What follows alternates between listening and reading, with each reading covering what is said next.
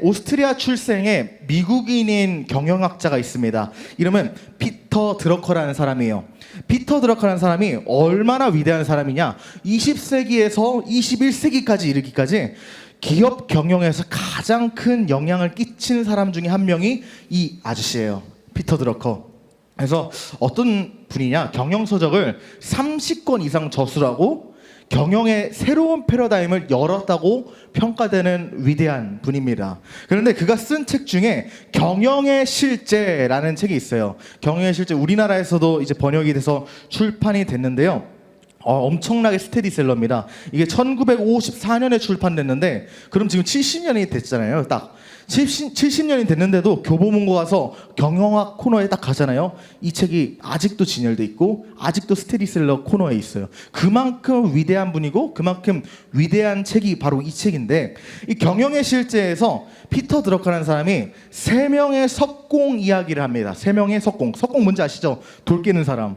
석공 이야기를 하는데, 유럽 한 동네에서 새로운 교회를 짓기 위해 석공들을 다 모았습니다. 그래서 이 벽돌로 지을 수도 있지만 아마도 그 돌로 깨가지고 교회를 지으려고 했나 봐요. 그래서 이제 인부들이 돌을 깨고 있는데 한 사람이 그 인부들에게 다가가서 물어봅니다. 당신이 다니는 교회가 아니지 않습니까? 이 교회는 당신이 다니는 교회가 아닌데도 불구하고 왜 당신은 여기서 일하고 있습니까? 이렇게 질문을 하는데, 이제 첫 번째로 질문한 석공이 이렇게 대답하는 거예요. 왜 일하고 있습니까? 이렇게 물어보니까, 나는 나의 와이프와 그 나의 자녀들이 있습니다. 내가 일하지 않으면 내 자녀와 내 와이프 다 굶어 죽어요. 내 가족들이 굶어 죽지 않기 위해서 내가 먹고 살기 위해 일을 하고 있습니다. 이렇게 대답을 합니다. 그리고 그 대답을 듣고 이제 두 번째로 다른 석공에게 찾아가서 동일한 질문을 해요. 왜 여기서 일하십니까? 이렇게 질문하니까 뭐라고 대답하냐? 이번엔 좀 다른 답변이 나옵니다. 나는 석공입니다. 단순히 지금 벽돌을 쌓고 벽돌을 만드는 것 같지만 이 벽돌은 내가 교회를 완성시킨 이후에 나의 경력이 될 것입니다. 그래서 내가 최고라는 것을 남들에게 증명하고 보여주기 위해서 지금 일을 하고 있습니다. 쉽게 생각하면 이거예요. 야, 내가 네 석공 실력 어떻게 믿고 너한테 일을 맡겨 했을 때 저 교회를 봐라, 내가 지은 거다 하면 커리어가 있으니까, 경력이 있으니까 나에게 시키지 않겠습니까? 하고 나의 최고성을 남들에게 증명하기 위해 일한다. 이렇게 답변했습니다. 그리고 마지막으로 세 번째 석공에 가서 동일한 질문을 해요. 왜 여기서 일하고 계십니까? 이렇게 질문하니까 뭐라고 대답하느냐? 나는 살아계신 하나님의 교회의 건물을 짓기 위해 일합니다. 이렇게 대답했어요. 영어에서 일이라는 뜻을 지닌 단어는 3가지입니다. 첫 번째로 job, 두 번째로 career, 그리고 세 번째로 vocation이라는 단어. 이 총 3가지가 있어요. job은 생계 목적의 일이에요. 그리고 career는 우리가 그냥 흔히 요즘 쓰죠. 커리어를 쌓아야 된다, 경력을 위한 일을 뜻합니다. 마지막으로 vocation이 뭐냐? 일 자체의 가치를 느끼고 일의 의미를 부여하는 일을 말해요. 그래서 약간 vocation은 종교적으로 써요. 하나님이 나에게 맡기신 일, 이렇게 사용할 때 vocation, calling 이렇게 많이 사용합니다. 그래서 이 3가지 단어가 있는데, 우리 그리스도인은 job과 career와 vocation, 이 3가지 중에 어떤 일을 해야 되나요? 내 생계를 위해 잡을 해야 되나요? 내 경력을 위해 커리어를 해야 되나요? 아니면 내 소명을 위해 vocation을 해야 되나요? 첫 번째 석공은 생계 목적의 일, 잡을 했어요. 그래서 내 가족들을 부양하기 위해 일했습니다. 두 번째 석공은 커리어를 했죠. 내 경력을 쌓기 위해 일했어요. 마지막 석공은 vocation 했습니다. 근데 이 3명의 석공이 만든 벽돌 중에 어떤 석공이 만든 벽돌이 제일 정교하고 아름다울까요? 잡으로 만든 사람이 아름다울까요? 커리어가 아름다울까요? vocation이 아름다울까요? 책에서 그것까지 나오진 않았지만 아무래도 vocation이지 않겠습니까? 내 가족들의 생계를 위해 일하는 사람은 돈만 벌면 돼요. 그래서 돌이 어떻게 이쁘든 안 이쁘든 상관없습니다. 커리어도 교회 건물만 반듯하게 지으면 자세한 거 보지 않기 때문에 어느 정도 그냥 대충 해도 돼요. 하지만 내가 살아계신 하나님의 교회를 짓는다는 마음으로 한 사람이 그 일을 대충 할까요? 그렇지 않겠죠. 일에 대한 관점과 생각의 차이가 결과를 바꾼다는 거예요. 그리스도인은 어떤 태도로 일을 직면해야 하는가? vocation으로 증명해야 된다. 그러나 우리의 하나님이 부르신 곳이라기에는 우리의 일터, 우리의 학교, 우리의 모든 생활의 영역들이 하나님이 부르신 곳이라고 여기고 내가 보케이션으로 내 일을 감당하기에는 사실 쉽지 않습니다. 내가 그것을 온전히 감당하기엔 세상이 너무 불의하고 그대로 되지가 않기 때문이죠. 불의한 순간도 많고 이해되지 않는 순간이 연속입니다. 그 속에서 내가 보케이션, 하나님의 소명으로 내 일을 감당한다? 거의 불가능에 가까워요. 이러한 현실 앞에는 우리는 어떻게 우리의 일터를 하나님이 부르신 소명의 자리라고 생각하고 그 하나님이 주신 소명을 이뤄갈 수 있을까? 이것을 오늘 함께 나누기 원한 것입니다. 이 시간 함께 선포하겠습니다. 시작! 일이란 무엇인가? 우리가 우리의 일터가 어떤 곳인가? 하나님께서 부르신 곳이라고 하는데 이 일터에 대해서 정확히 알기 위해서는 그 일터에서 하는 행위, 일에 대해서 먼저 알아야 됩니다. 일이란 무엇인가에 대해서 먼저 정의를 해야지 우리의 일터가 어떤 것인가에 대해서 우리가 정의를 할 수 있어요. 여러분, 일, 노동이라는 단어를 들으면 어떤 생각이 떠오르시나요? 사실 오늘은 일터에 대해서 좋은 말을 하신 분들이 많아요. 근데 사실은 우리가 일상생활에서 일과 노동이라는 단어를 떠오르면 사실은 그렇게 좋은 생각이 떠오르지 않습니다. 일이라는 단어, 노동이라는 단어를 듣기만 하면 부담을 갖고 벌써부터 힘들고 하기 싫어요. 일하기 싫고 쉬고 싶고 아무것도 안 했는데 그냥 아무것도 안 하고 싶어요. 근데 일은 그렇게 우리에게 부담과 고통만 주는 것인가? 정말 일이 그런 것인가? 그렇지 않다는 걸 우리가 먼저 정의해야 됩니다. 우리 창세기 1장 1절 말씀 다 암기하시죠? 교회를 다녔으면 무조건 암기할 텐데 뭐죠? 태초에 하나님이 뭘 만드셨다? 천지를 창조하셨다. 창세기 1장 1절에서는 태초에 하나님이 천지를 창조하셨다 이렇게 말합니다. 성경의 첫 기록부터 일로 시작된 거예요. 하나님이 일하신 걸로 성경이 열립니다. 하나님께서 이 세상을 지으신 것으로 성경이 시작됐어요. 그리고 그 다음에 사람을 지으시는데 어떻게 말씀하시냐? 1장 26절입니다. 함께 읽겠습니다. 시작! 하나님이 이르시되 우리의 형상을 따라 우리의 모양대로 우리가 사람을 만들고 그들로 바다의 물고기와 하늘의 새와 가축과 온 땅과 땅에 기는 모든 것을 다스리게 하자. 여기서 우리는 삼일체 하나님을 뜻합니다. 성부, 성자, 성령께서 셋이서 이제 모이셔가지고 우리처럼 만들자 이렇게 말씀하신 건데 사람의 창조 목적이 여기서 나타나는 거예요. 첫 번째 창조 목적 뭐죠? 첫 번째 노란 글씨 뭡니까? 우리의 형상을 따라 우리의 모양대로 우리가 사람을 만들자. 첫 번째 목적은 하나님께서 자신의 목적대로 사람을 지으신 거예요. 왜 지으셨냐? 세상의 동물이나 식물은 하나님과 교제할 수 없습니다. 왜 그렇습니까? 우리만이 하나님의 형상대로 지음받았기 때문이에요. 인간만이 하나님의 형상대로 지음받았다는 것입니다. 우리 수정자매 저번에 우리 세가족 교육했을 때 뭐라고 했죠? 하나님이 세 가지 닮은 거 정의. 맞아요. 우리 인간만이 지성, 정, 감정, 의지를 갖고 있습니다. 동물은 정의가 없기 때문에 하나님하고 교제할 수가 없어요. 그래서 하나님께서 인간을 지으신 첫 번째 목적은 하나님은 인간과 교제하고 싶고 그리고 자신의 사랑을 주기 위해서 인간을 창조하셨습니다. 첫 번째 목적이 이거고 두 번째 목적은 무엇이냐? 두 번째 노란 글씨 뭐죠? 모든 것을 다스리게 하자. 인간을 일하도록 창조하셨다는 거예요. 일하는 존재로 인간을 창조하셨다는 겁니다. 우리가 흔히 생각할 때 왜 하나님이 노예야? 우리를 노예로 만드셨어? 왜 일하게 만드신 거지? 이렇게 생각할 수 있는데 절대 그게 아니에요. 왜 그렇습니까? 동물은 일하지 않아요. 그냥 먹고 그냥 싸고 그냥 잡니다. 근데 사람은 일하고 먹고 일하고 자잖아요. 이게 하나님의 형상대로 지음받았기 때문이에요. 왜 그렇습니까? 우리 하나님만이 창조적인 능력이 있으세요. 없던 것을 새로 만들고 있던 것도 더 발전시키는 창조의 능력이 하나님께 있는데 우리도 하나님의 형상대로 지음받았기 때문에 창조의 능력을 우린 받은 거예요. 그래서 일한다는 거는 다른 말로 하면 세상에 창조해나가는 존재로 부르심 받고 지으심을 받았다는 겁니다. 그래서 우리는 일하는 존재, 세상 속에서 창조하는 존재로 지음받았어요. 그런데 하나님께서 이렇게 세상을 지으실 때 우리가 명심할 사실이 하나 있습니다. 하나님께서 창세기 1장과 2절에 천지 창조가 나오는데 한 번이라도 창조를 하시면서 피곤해, 쉬고 싶다 이런 말씀 하신 적 있나요? 없죠. 지친다 이렇게 말씀하신 적 있으십니까? 없어요. 하나님께서 첫째 날부터 천지를 지으시고 해달별, 동물, 풀, 바다를 이렇게 지으셨는데 지으실 때마다 어떻게 말씀하셨냐? 보시기에 좋았더라. 천지를 지시고 하나님 보시기에 좋았더라. 바다를 지시고 하나님 보시기에 좋았더라. 그리고 그 창조의 결정, 창조의 절정, 사람을 지으시고 보시기에 좋았더라. 이렇게 말씀하세요. 이것은 무슨 의미냐? 지으심 자체, 하나님이 일하는 것 자체의 가치를 느끼셨다는 증거예요. 하나님께서 세상을 창조하시고 야, 내가 이렇게 위대한 걸 드러냈어, 이것 때문에 기뻐하신 거 아니에요. 하나님께서 내 경력을 이렇게 쌓았어, 내가 가족 먹여 살리기 위해 이렇게 일했어, 이러고 기뻐하신 게 아니라 지으시고 지으심 그 자체로 기뻐하셨다. 보케이션 하셨다는 거예요. 성경 우리에게 보케이션을 명한다는 것입니다. 그렇다면 인간이 하나님 형상대로 지음 받았다면 하나님이 기쁨 가운데 노동하시니까, 하나님이 기쁨 가운데 일하시니까 사람도 기쁨 가운데 일을 해야 되지 않을까요? 하나님과 같이 기쁘게 일을 해야 되지 않을까요? 창세기 2장을 보면 아담이 에덴 동산을 경작하는 장면이 나옵니다. 경작이라 하면 이제 밭을 가는 거예요. 에덴 동산이 더 활성화되고 나무가 더 풍성히 맺기 위해 밭을 갈고, 그 다음에 하는 일이 무엇이냐? 동물들에게 이름을 붙여요. 이게 오늘날로 하면 어떤 직업일까요?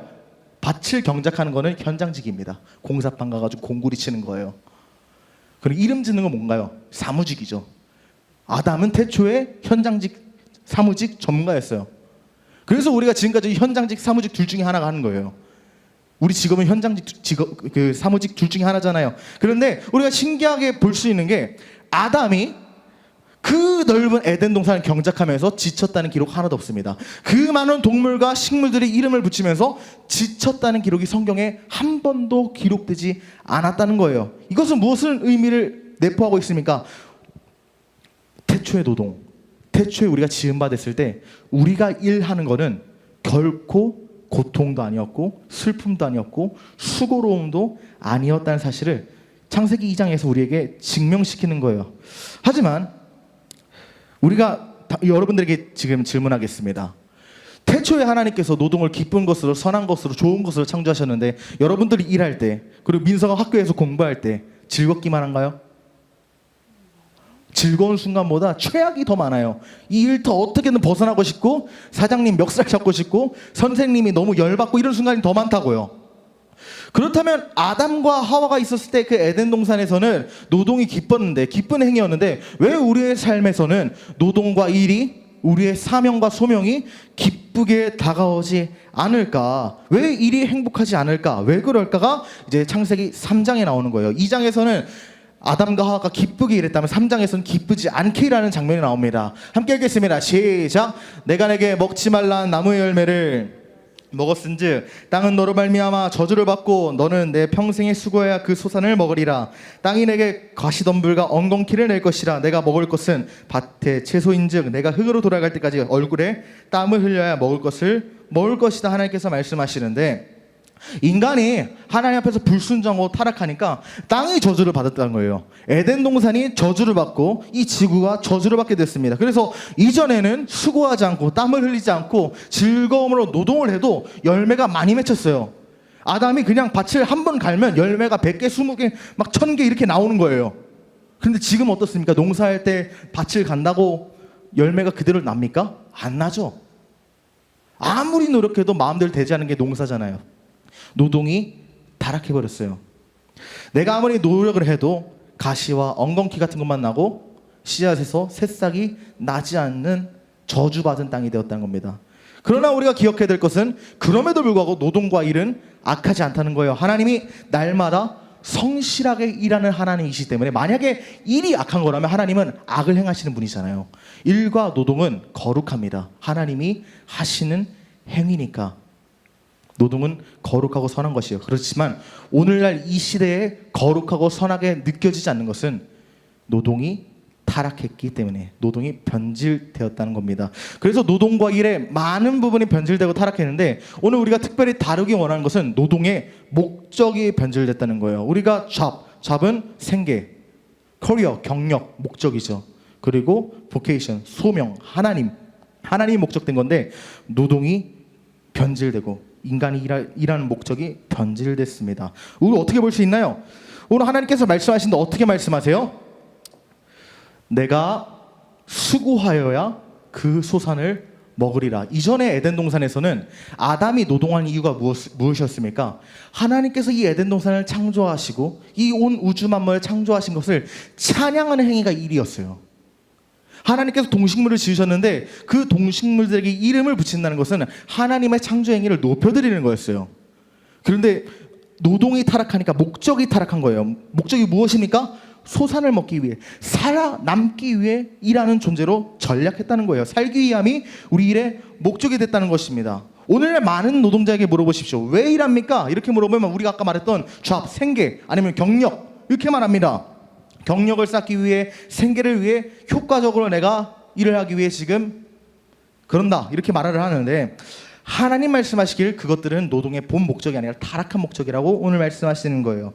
그래서 여러분들에게 도전합니다. 그리스도인은 생계, 잡도 아니고 경력, 커리어도 아니고 보케이션, 하나님께서 이 자리로 내게 부르셨기 때문에 일한다, 이 태도로 믿음을 지켜나가야 돼요. 하나님을 찬양하는 태도가 나의 직장, 나의 학교, 나의 모든 일터의 자리에 임해야 된다는 겁니다. 그렇다면 우리는 여전히 타락한 땅에 살고 있는데, 타락한 땅 위에 살고 있음에도 불구하고 어떻게 순결하고 거룩하게 노동을 할 수 있을까? 순결하고 거룩하게 일할 수 있을까? 어떻게 그 거룩한 노동의 의미를 되찾을 수 있을까요? 우리 함께 선포하겠습니다. 시작! 나의 일터는 영적인 장소입니다. 우리가 노동의 의미, 노동의 목적을 회복하기 위해서 가장 먼저 해야 되는 것은 나의 일터가 영적인 자리라는 것을 인식하는 것부터 시작됩니다. 우리의 노동의 목적, 의미, 가치가 우리의 일터의 의미가 달라지는 순간 우리의 노동도 달라져 버리는 거예요. 평생 일하는 인간의 삶이기 때문에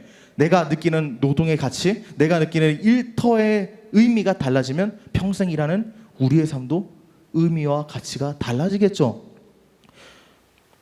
우리의 일터는 하나님이 보내신 장소입니다. 그러나 우리가 하나님이 부르시는 곳에 가서 일을 하는데 원수 마귀가 가만히 있을까요?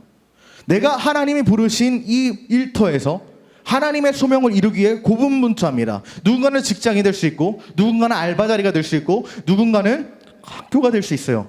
그런데 그곳에서 하나님이 나에게 주신 꿈과 비전을 성취하기 위해 고분분투하는 나를 마귀가 가만둘까요? 가만두지 않겠죠. 가만두는 게 멍청한 거죠. 마귀는 어떻게든 사망의 길로 이끌려고 하는데 하나님의 부르심을 성취할 수 있도록 만들겠습니까? 만들지 않겠죠. 우리의 일터만큼 영적 전쟁터가 없습니다.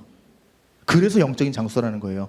하나님의 소명을 이루기 때문에 영적인 장소도 있지만 내 믿음 지키기, 내 신앙 지키기, 내 마음 지키기 너무 힘든 것이 일터이기 때문에, 영적 전쟁터이기 때문에 일터는 영적인 자리라는 거예요.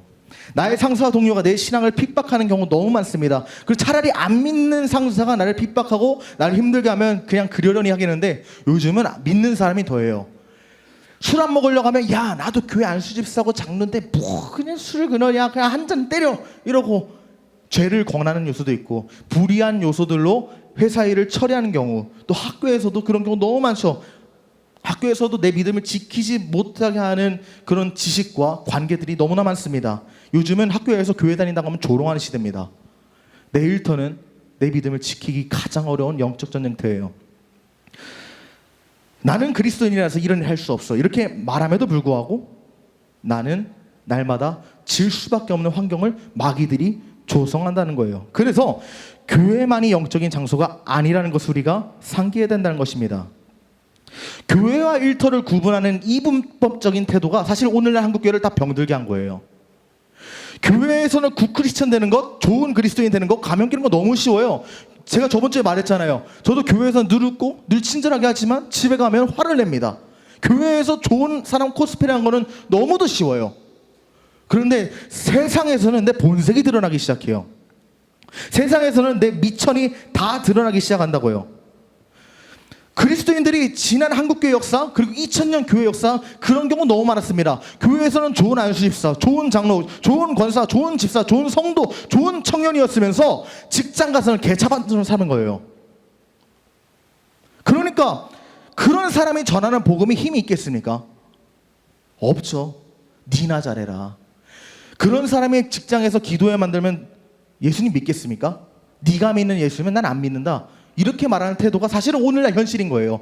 교회가 진리를 선포하기 때문에 세상이 우리를 미워하는 것도 있습니다. 하지만 오늘날 사실 현실은 진리를 선포해서 미워하는 현실 거의 없어요. 진리와 반대되는 모순적인 그리스도인들이 다 교회를 욕먹이고 있어요. 그리고 우리의 모습이 때로는 그렇지 않습니까? 나는 예수 믿는다고 하면서 예수 믿는 것처럼 안 살 때가 너무도 많잖아요. 우리의 영성, 우리의 믿음을 증명하는 것은 교회가 아니라 우리의 일상입니다. 우리의 일상의 영성을 회복해야 돼요. 교회에서는 누구나 연기할 수 있기 때문에. 막말로 점집에 쳐들어가서 박수무당 데리고 와서 정장 입히고 여기서 찬양하라고 시키잖아요. 누가 봐도 탁월한 전도사예요. 노래만 잘하면. 코스프레는 예수 안 믿는 사람도 얼마든지 할 수 있어요. 그렇기 때문에 코스프레하는 내 자신이 사실은 아직 그리스도인이 아닐 수도 있다는 사실에 경각심 느껴야 됩니다. 내가 지금 연기하는 건가? 진짜 하나님 사랑하는 건가? 날마다 점검하고 날마다 내 믿음을 하나님 앞에 증명하는 믿음으로 살아야 된다는 거예요. 모든 영역에서 나의 아르바이트 자리, 나의 직장, 나의 학교, 이 모든 영역에서 나는 그리스도인이라는 것을 증명해야 합니다. 우리의 믿음과 신앙을 증명하고 싸워 분투해야 되는 자리가 우리의 일터다. 영적 전쟁터에서 승리해야 된다는 거예요. 그렇다면 일터에서 어떻게 그 부르심을 살아낼 수 있을까요? 일터가 영적 전쟁터라는 건 알겠어요. 그렇다면 우리가 실질적으로 우리의 일터, 우리의 알바 자리, 우리의 직장, 우리의 학교에서 어떻게 우리의 믿음을 지키고 하나님께서 우리에게 주신 소명과 부르심과 사명을 어떻게 이뤄가면서 살 수 있을까요? 어떻게 그것을 성취하며 하나님께 이쁨 받는 삶을 살 수 있을까요? 그게 오늘 우리가 읽은 본문에서 나옵니다. 우리 함께 읽겠습니다. 시작. 종들아 두려워하고 떨며 성실한 마음으로 육체의 상전에게 순종하기를 누구에게 하듯 하라고요? 그리스도께 하듯 하라. 눈가림만 하여 사람을 기쁘게 하는 자처럼 하지 말고 그리스도의 종들처럼 마음으로 하나님의 뜻을 행하고 기쁜 마음을 섬기기를 주께 하듯 하고 사람들에게 하는 듯 하지 말라. 우리가 흔히 생각할 때 직장에서 하나님의 뜻을 이룬다, 직장에서 하나님의 부르신 그 목적을 이룬다 하면 신우회를 만들어서 기도를 해야 되나? 내가 전도를 열심히 해야 되나? 내가 직장에 가가지고 그냥 예수 복음을 막 귀에 피나게 전해야 되나? 이렇게 생각하는 경우가 많은데 오늘 바울은 에베소 교회에게 선포하는 거예요. 그게 아니다. 직장에서 신유회 갖고 기도회 만들고 믿음의 공동체 만들고 전도하는 거 좋죠. 근데 그게 중요한 게 아니라는 거예요. 그 전에 선제적으로 해야 되는 게 뭐냐? 종들아 두려워 떨며 성실한 마음으로 육체의 상전에게 순종하기를 그리스도께 하듯 하라. 요즘 말로 바꾸면 뭐냐? 피고용인들아 떨며 성실한 마음으로 너희 고용주에게 충성해라. 학생들아 두려워하고 떨며 성실한 마음으로 너희 스승에게 충성하라. 알바생들아 두려워 떨며 성실한 마음으로 너희 사장에게 충성하라. 직장인들아 두려워 떨며 성실한 마음으로 너희 상사에게 순종하라. 바울은 영적 전쟁터인 일터에서 우리의 부르심을 살아내는 비법으로 내 윗사람에게 순종하는 것, 그 질서를 흐트리지 않고 존중하고 존경하고 사랑하는 관계를 맺을 것을 말합니다. 내 뜻대로, 내 아집대로, 내 판단대로 직장에서 그냥 하는 게 아니라 내 생각을 죽이고 내 아집을 줄이고 내 고집을 줄이고 상사에게 굴복하라는 거예요. 근데 누구에게 하듯 하라고요? 그리스도, 예수님께 하듯 하라. 우리 직장 상사, 우리의 선생님, 우리의 교수님, 우리의 사장님, 우리의 대표님, 그 사람에게 예수님께 하듯 하라. 이게 우리 일터에 들어온 복음입니다.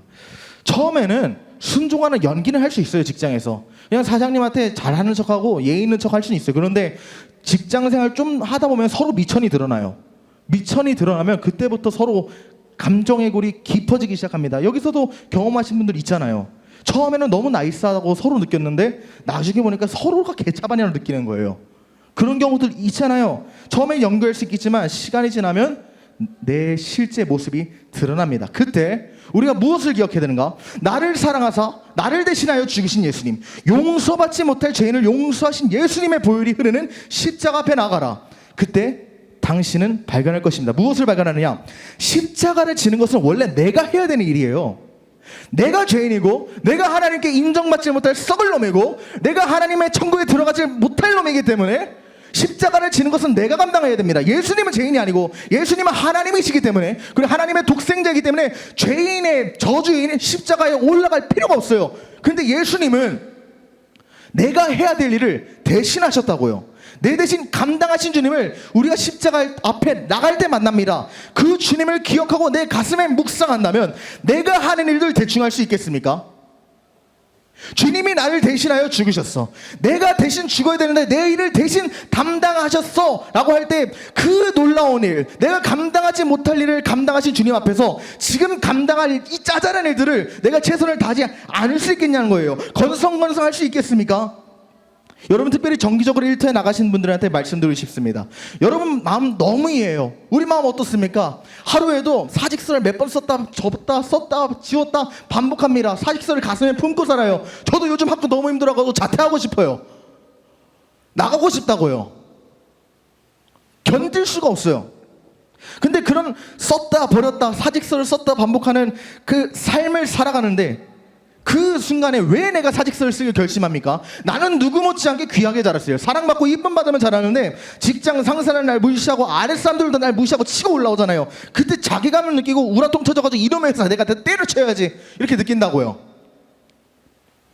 그런 순간이 매일매일인데, 그때 억울하게 내 십자가를 대신 지신 예수님을 기억하십시오. 그렇다면 우리가 일터에서 대부분 하는 일들이 사실은 상전, 내 상사가 시켜서 하는 일들인데 그 일들 사실은 대부분 하기 귀찮고 하기 싫잖아요. 근데 어떤 역사가 일어나느냐? 여기 말씀에 나오죠. 눈가림만 하여 사람을 기쁘게 하는 처럼 하는 것이 아니라 그리스도의 종이 되어서 하나님을 기쁘게 하기 위해 하나님의 뜻을 행하는 사람이 됩니다. 그러면 이때 우리가 아까 타락했다고 했잖아요. 무엇이? 노동의 목적이. 잡과 커리어는 타락한 노동이에요. 근데 그 타락한 노동의 목적이 보케이션으로 바뀌게 됩니다. 내가 처음에는 내 경력을 위해 직장 들어갈 수 있어요. 왜? 우리는 세상을 살고 있기 때문에. 내가 생계를 위해 직장 들어갈 수 있어요. 그런데 거기서 머물면 안 된다는 거예요. 그곳에서 예수님이 내 직장 가운데 동행하시고 예수님의 신실한 사랑 때문에 직장 상사에게 내가 순종한다. 그 하나님의 신실한 은혜를 만날 때 나는 보케이션을 비로소 하게 된다는 것입니다. 한번 생각을 해보자고요. 직장인들에겐 내가 작성하는 엑셀 문서나 한글 문서, 그리고 알바들에겐 내가 정리하는 이 진열장들, 목수에게는 내가 만든 이 식탁들, 그리고 디자이너들에게는 내가 만든 이 유인물들 앞에 당사자가 서 있을 때 예수님을 생각하면 예수님을 위해 최선을 다하게 된 힘을 얻게 됩니다. 내 일을 대신 담당하신 예수님을 일터에서 기억하세요. 그러면 당신은 그 일터에서 사명을 감당할 능력을 얻게 된다는 거예요. 그런데 단순히 최선을 다한다는 게 사력을 다해가지고 힘을 왕창 쓴다 이거를 뜻하지 않아요. 최선을 다한다는 것은 무엇을 뜻하냐? 탁월성을 말합니다. 탁월성. 단지 일을 잘하는 것을 의미하는 게 아니라 탁월성을 의미해요. 그렇다면 그 탁월이 그냥 일을 잘하는 거? 그냥 일을 엄청나게 크게 만드는 거? 이게 탁월합니까? 아니에요. 우리 신앙인에게 탁월성이란 첫 번째로 믿음입니다. 하나님 앞에 탁월한 믿음으로 일터에서 우리의 신앙을 감당해요. 두 번째로는 믿음과 동시에 실력을 키우세요. 여러분들 실력을 키우셔야 됩니다. 실력으로 증명해야 됩니다. 내가 이것이 하나님이 보내신 자리라고 믿는다면 그 믿음에 따른 실력, 즉 행함이 필요하다는 것입니다. 성경에서 말하잖아요. 행함이 없는 믿음은 무슨 믿음이다? 죽은 믿음이다. 직장에서 이것이 하나님이 보내신 것이라고 믿음이 있다면, 그리고 내가 감당하는 일이 하나님이 허락하신 일이라는 믿음이 있다면 그 믿음에 따른 실력이 필요하다는 거예요. 돈 벌기 원하면서 집구석에 틀어박혀서 유튜브 보는 사람에게 하나님이 축복하시겠습니까? 식당에 성공할 것을 바라면서 음식 간도 안 보고 대충 만들고 그냥 식당 벽에다가 말씀 액자 걸어놓는 그 집에 하나님이 복을 주시겠습니까? 100% 망해요.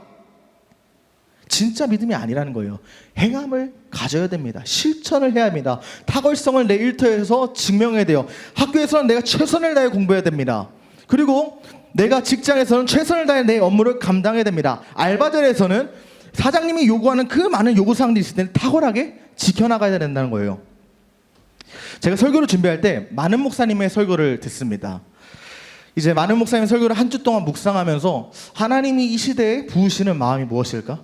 하나님이 이 시대 청년들에게 말씀하시는 메시지가 무엇일까? 분명히 하나님이 한 분이시고 동일하시다면 수많은 목사님의 설교를 들어도 그 시대에 보내시는 메시지가 동일할 텐데 하나님께서 오늘 이 시대의 청년들에게 명하시는 것은 무엇일까? 이제 그것들을 고민하기 때문에 제가 설교 한 편 쓸 때 보통 설교를 한 4편, 5편 들어요.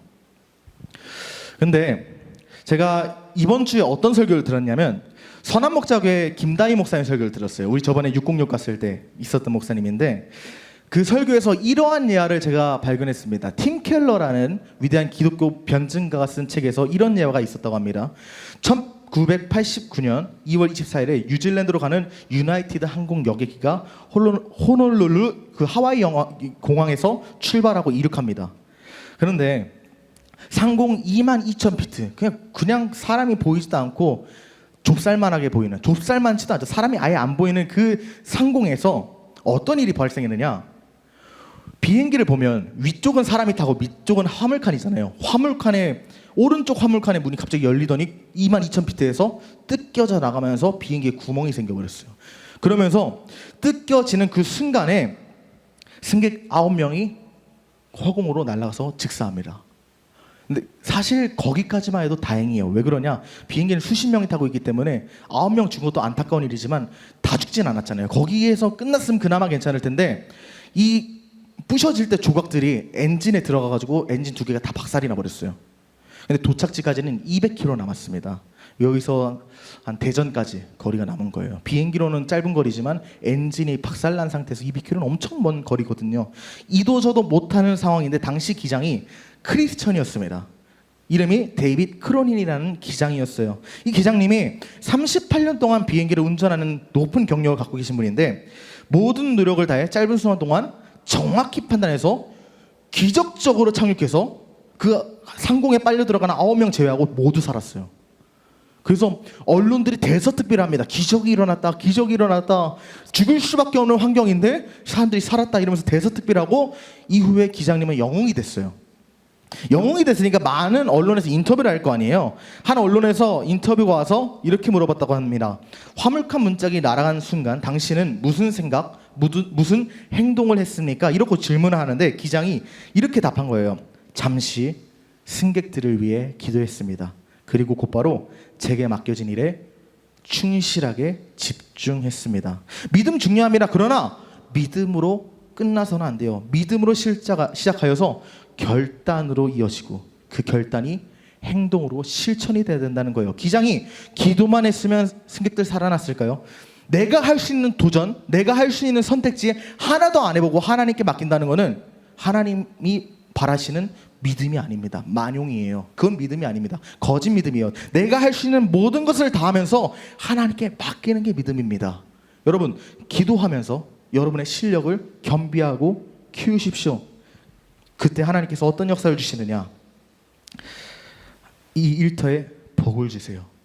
내 일터, 내 학교, 내 직장, 내 알바 자리에 복을 주십니다. 어떻게 주시느냐? 에베소서 6장 8절입니다. 함께 읽겠습니다. 시작. 이는 각 사람이 무슨 선을 행하든지 종이나 자유인이나 주께로부터 그대로 받을 줄을 알미라. 내가 일터에서 최선을 다하고 상사, 교수, 선생님, 사장님을 존경하고 주님께 하듯이 섬길 때 탁월함으로 최선을 다할 때 하나님은 그것을 선으로 여기신다. 그리고 선으로 여기셔서 어떻게 하시느냐? 우리의 삶과 영혼에 그대로 갚아주신다. 열심히 일하는 사람은 부자가 될 수 있죠. 열심히 일하지 않는데 부자가 되길 바라는 것은 가짜입니다. 내가 믿음 안에서 내 일을 도전하고 내가 믿음 안에서 날마다 승리를 위해 달려갈 때 하나님께서 복을 주신다. 그런 겁니다. 기도만 하지 말라는 거예요. 그러나 이것을 피고용인, 우리 고용받은 사람이잖아요. 우리에게만 요구하잖아요. 탁월성과 충성, 고용인에게만, 피고용인에게만 요구하지 않습니다. 고용주에게도 충성할 것을 요구해요. 어떻게 충성하라고 요구하느냐? 함께 다시 한번 읽습니다. 시작. 상전들아, 너희도 그들에게 이와 같이 하고 위협을 그치라. 이는 그들과 너희의 상전이 하늘에 계시고 그에게는 사람을 외모로 취한 일이 없는 줄을 너희가 알지 않느냐. 너희 주인들아, 너희 피고용인, 너희 부하 직원, 너희가 맡은 학생, 그리고 너희가 맡은 알바생한테 위협하지 말고 존중하고 아껴줘라. 왜 아껴줘야 되냐? 그들은 너가 주인 될 수 있어. 하지만 그 전에 그들의 주인임에서 너의 주인이신 하나님이 하늘에 계시잖아. 너도 지금 세상에서 봤을 때는 고용주 같지? 너는 하나님이라는 고용주에게 고용받은 비고용인이야. 고용주도 일터로 부르심받은 하나님의 소명자라는 거예요. 역할이 다를 뿐 다 하나님께 부르심받은 자라는 겁니다. 그래서 어떻게 말하느냐? 그에게는 외모로 사람을 취하는 일이 없는 줄 너희가 알미라. 사람은 사람의 용모, 잘나고 못된 관계, 권세나 배경, 경제적인 이유에 따라 사람을 높게 평가하기도 하고 낮게 평가하기도 해요. 세상이 그래요. 그런데 하나님 앞에서는 돈 있고 권세 있는 너희 주인들이나 돈 없어서 고용주에게 들어간 피고용인이나 다 똑같이 낮은 자라는 거예요. 우리 생각해보자고요. 우리 경제 사정이 다 달라요, 여기. 그래서 우리끼리는 쟤는 좋은 아파트 살고 쟤는 안 좋은 아파트 살고 이렇게 말할 수 있어요. 그런데 이재용 회장님이 여기 왔다고 생각해 보세요. 다 그지예요. 다 그지잖아요. 이재용 회장님이 여기 오시면 다 그냥 도토리 키재기라고요. 하나님이 그렇다는 거예요. 너희 고용주가 돈이 많고 권세가 있든 피고용이 돈이 없고 권세가 없든 하나님 앞에서는 다 비천한 인간입니다. 그렇기 때문에 나의 진짜 주인 되신 하나님께 충성하라 너희 고용주들아, 이렇게 말을 하는 거예요. 그래서 종들은 충성과 탁월성으로 상사의 말에 순종하고 일을 감당해야 되지만 상전들은 충성과 탁월성으로 하나님께 순종하라는 것입니다. 그러나 고용인이 일면식도 없는데 피고용인한테 잘하기 쉽습니까? 쉽지 않아요. 가족들도 같이 가게 하다가 박살나는 이 시대인데 가족도 아닌 남과 함께 일하면서 그 사람을 아껴주고 사랑만 하는 거 불가능하죠. 이때도 그리스도를 기억하라는 거예요. 모든 만물 위에 뛰어나신 예수께서 성부의 아들이심과 동시에 하나님 자체이신 성자 하나님이신 예수님께서 스스로 종이 돼서 이 땅에 낮아지셨잖아요. 만왕의 왕이 되신 예수님께서 하나님과 본체시나 그것을 동등됨을 취할 것을 여기지 않고 종의 형상으로 이 땅에 오셨단 말이에요. 낮고 낮은 이 땅에 오셨습니다. 모든 불의와 천대 다 받았어요. 그 주님 앞에 상전이 상전, 주인이 주인 노릇할 수 있을까요? 온 만물의 주인이신 예수님께서도 이 땅에서 종의 모습을 보셨는데 뭣도 아닌 사장, 뭣도 아닌 주인, 뭣도 아닌 교사, 뭣도 아닌 교수가 내 아랫사람에게 함부로 할 수 있을까요? 없죠. 겸손의 표본을 보이신 예수님 앞에서 겸손할 수밖에 없다는 것이에요. 피고용인에게 어떻게 돼야 되느냐? 예수님을 생각하고 그 사랑으로 사랑하라는 거예요. 종 되신 주님을 기억하라는 겁니다. 그렇다면 이것이 선교랑 무슨 상관이 있을까? 함께 선포하겠습니다. 시작! 일터에서의 탁월함이 가장 확실한 선교입니다. 그때 어떤 역사가 일어난다고요? 내가 내 일터에서 부르신 각자의 자리에서 충성을 다할 때, 상전은 상전의 자리에서, 종은 종의 자리에서 충성을 다해서 탁월함으로 겸비할 때 어떤 일이 생기느냐? 마태복음 5장 13절에 예수님께서 이렇게 말씀하세요. 함께 읽겠습니다. 시작! 너희는 세상의 소금이니 소금이 만일 그 맛을 잃으면 무엇으로 짜게 하려? 후에는 아무 쓸데없어 다만 밖에 버려져 사람들에게 밟힐 뿐이다. 그리고 14절에서 뭐라고 말합니까? 너희는 세상의 빛이라. 산 위에 있는 동네가 숨겨지지 못할 것이다. 사람이 등불을 켜서 말 아래 두지 않고 등경 위에 두나니 이러므로 집안 모든 사람에게 비친다. 이같이 너희 빛이 사람 앞에 비치게 하여 그들로 너희 착한 행실을 보고 하늘에 계신 너희 아버지께 영광을 돌리게 하라. 우리는 교회의 빛과 소금이 아닙니다.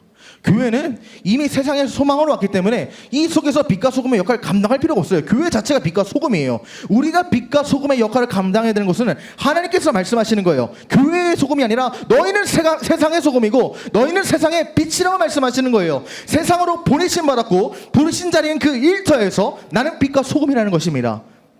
당신은 당신의 탁월함을 통해서 세상이 하나님을 보게 하는 통로로 사용된다는 것이에요. 어두운 세상 속에서 빛은 드러날 수밖에 없습니다. 맛이 없는 밍밍한 세상 속에서 내가 소금된 존재로 이 땅에 임한다면 나의 존재는 드러날 수밖에 없어요. 나의 행실이 하나님에 대한 평가가 된다는 거예요. 아까 말했죠. 교회에서 굿 크리스찬, 좋은 그리스도인 되는 거 너무 쉽다. 하지만 세상에서 좋은 크리스찬이 되는 게 중요한데 너무도 어렵다. 그리고 그렇지 못하는 사람이 너무 많다 했는데, 좋은 그리스도인이 된다는 것은 세상의 빛과 소금이 된다는 것입니다. 여러분은 산 위에 있는 정상 같아서 그 정상 위에 있는 동네 같아서 숨겨지지 않아요. 우리 한번 보자고요. 우리 이따 교회 밖에 나가서 건너편의 산을 위에 보면 산 위에 군부대가 보일 거예요. 어디서든 보입니다. 우리 존재가 그렇다는 거예요. 세상에서 드러나지 않을 수 없는 존재입니다. 근데 차이는 있죠. 좋게 드러나냐, 안 좋게 드러나냐. 밍밍하고 맛도 없는 소금이 아니라, 어둠이 아니라 당신의 행실을 통해 하나님을 만나고, 저렇게 탁월한 사람이 예수님 믿는다면 나도 믿어야겠다. 그것이 선교입니다. 여러분, 신유회 만드는 거 좋아요. 직장에서 기도하는 거 하지 말라는 게 아니에요. 기도 모임 만들고 전도하는 거 좋습니다. 그런데 그게 전부가 아니에요. 그보다 앞서서 내가 예수님처럼 살고 있습니까? 삶은 개차반이고 삶은 가짜인데 내가 복음을 전도한다고 해서 힘이 있겠습니까? 복음 전파는 말로 하는 것이 아니라 삶으로 하는 것입니다. 우리의 존재 자체가 복음의 실제가 돼야 된다고 성경은 말해요. 어떻게 말합니까? 고린도전서 4장 16절에 이렇게 말해요. 하나님의 나라는 말에 있지 않고 오직 능력에 있다. 여러분, 당신의 능력이 무엇입니까? 당신의 일터에서 당신의 탁월함으로 당신의 소명을 감당하는 것이 당신의 능력입니다. 그것을 기억하십시오. 그게 가장 효과적이고 확실하며 기초적인 일터 선교예요. 여러분 직장에 선교할 사람 많을 거예요. 전도할 사람 많을 거예요. 근데 전도하기 전에 내가 예수님처럼 살고 있는지 점검하고 삶을 하나님께 드리며 그 능력을 받아 거룩하게 사십시오. 그러면 내가 전도하지 않아도 먼저 물어볼 겁니다. 야, 나도 교회 같이 가고 싶어. 이렇게 말할 거예요. 전도하려 하지 말고 전도 당하게 만드십시오.